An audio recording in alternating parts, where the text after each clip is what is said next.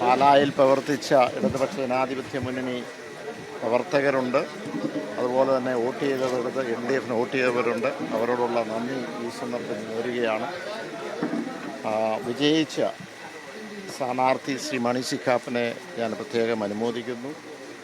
തീർച്ചയായും ഈ സന്ദർഭത്തിൽ കേരള സംസ്ഥാനത്തുടനീളം ഒരു UDF തരംഗം ഉണ്ടായിട്ടുണ്ട്, നമുക്ക് കാണാൻ കഴിയും.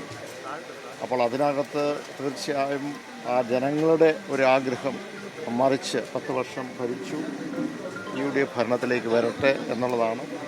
അതനുസരിച്ച് മുന്നോട്ട് ഇപ്പോൾ നമുക്ക് അതിൻ്റെ ഫലം നമുക്ക് കാണാൻ കഴിഞ്ഞു.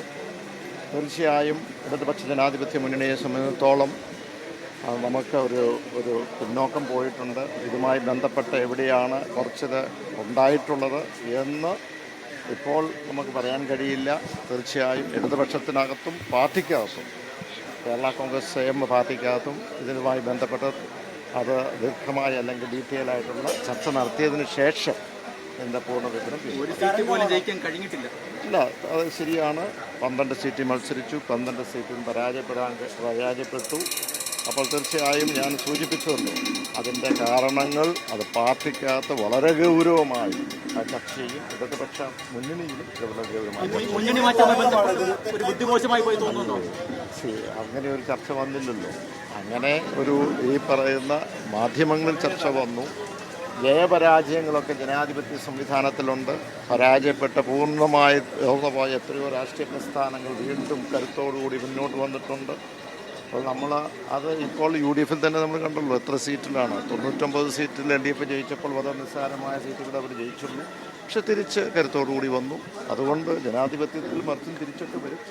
അത് എന്താണെന്നുള്ളത് തീർച്ചയായും ചില പോരായ്മകൾ ഉണ്ടായിട്ടുണ്ട്. അത് കൃത്യമായി എന്താണെന്നുള്ളത് തീർച്ചയായിട്ടും അത് പരിശോധിക്കും.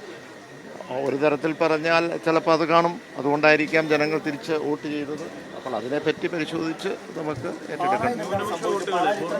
പാലായിൽ നല്ലൊരു പോരാട്ടം നടത്തി. കഴിഞ്ഞ പ്രാവശ്യം ഏതാണ്ട് 15,000 വോട്ടിൻ്റെ ഭൂരിപക്ഷത്തിലാണ് UDF ജയിച്ചത്. ഈ പ്രാവശ്യം ഏതാണ്ട് 2,900 വോട്ടിൻ്റെ 2,074 കാണിച്ചു. ഇനിയിപ്പോൾ അതിൻ്റെ ഏറ്റക്കുറച്ചിൽ കാണാം. അപ്പോൾ അതിൽ പരാജയപ്പെട്ടിട്ടുണ്ട്. ഏതൊക്കെയാലും നല്ല ഒരു പ്രവർത്തനം ഇടതുപക്ഷം കാഴ്ചവെച്ചു. പക്ഷേ നമുക്ക് ഒരു പൂർണ്ണതയിലേക്ക് അല്ലെങ്കിൽ വിജയിച്ചു കൊണ്ടെത്തിക്കാൻ കഴിഞ്ഞില്ല എന്നുള്ള ഒരു കാര്യമുണ്ട്. ഞാൻ പറഞ്ഞല്ലോ, തീർച്ചയായും അത് കേരള സംസ്ഥാനത്തുടനീളം, പാലായിൽ മാത്രമല്ല കേരള സംസ്ഥാനത്തുടനീളം എന്താണ് ഇടതുപക്ഷ ജനാധിപത്യത്തിൽ നിന്നുണ്ടായത്, എവിടെയാണ് ഏറ്റക്കുറച്ചിലുണ്ടായത് എന്ന് തീർച്ചയായിട്ടും പരിശോധിക്കണം. പാർട്ടിക്കകത്ത് കേരള കോൺഗ്രസ് എമ്മിനകത്ത് കൃത്യമായ ഒരു ചർച്ച, അത് ഡീറ്റെയിൽ ആയിട്ടുള്ള ചർച്ച തീർച്ചയായിട്ടും ഉണ്ടാവും. അത് ഞാനത് സൂചിപ്പിച്ചല്ലോ. ഇപ്പോൾ ഒരു തരംഗമുണ്ടാകുമ്പോൾ പ്രതീക്ഷിക്കാത്ത പല സീറ്റുകളും വിജയിച്ചിട്ടുണ്ട്. അവരെയൊക്കെ എല്ലാവരെയും ഞാൻ പ്രത്യേകം അനുമോദിക്കുന്നു. അത് ജനങ്ങളുടെ ഒരു വികാരമാണ്, ജനങ്ങളുടെ ഒരു തീരുമാനമാണ്. UDFനെ കൊണ്ടുവരണം എന്നുള്ളത് അത് ജയിച്ചു. മുഖ്യമന്ത്രി മുന്നിൽ നിർത്തിയാണ് LDF പൂർണ്ണമായും പ്രചാരണം നടത്തിയത്. അത് തിരിച്ചടിയായെന്ന് തോന്നുന്നു. ഞാൻ പറഞ്ഞല്ലോ, എല്ലാ കാര്യങ്ങളും അങ്ങനെ ഒരു ചിന്തയൊന്നുമില്ല. ആരെങ്കിലും മുന്നിൽ നിർത്തിയോ എന്നുള്ളതല്ലല്ലോ. പക്ഷെ എല്ലാ കാര്യങ്ങളും LDFനകത്തും അതുപോലെ തന്നെ കേരള കോൺഗ്രസ് പാർട്ടിയെ ചർച്ച ചെയ്യും.